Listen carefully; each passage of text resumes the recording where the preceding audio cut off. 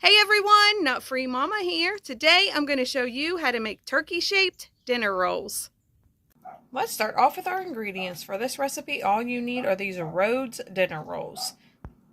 First, you want to take out your rolls. I'm using 12 here, and I have them on a baking sheet that I sprayed with cooking spray.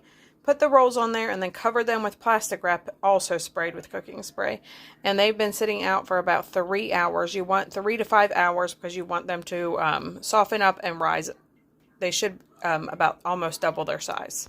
Go ahead and preheat your oven to 350 and just pull the plastic wrap out off of your cookie sheet. First, you just want to take some kitchen scissors and you want to cut the side off of each of you see how round these are? You just want to cut the side off of each one, and then you're just going to put it like this so it looks like your chicken or turkey or whatever kind of bird. And then you just want to make 2 slits up at the top to look like the wings. So you just go ahead and repeat that with all of your rolls. These are all ready to go into the oven at 350 for 15 to 20 minutes. And then we're going to brush them with melted butter. My rolls just came out of the oven and they are so cute. So I went ahead and melted some butter. I'm just going to brush each one with butter, let them cool off a bit.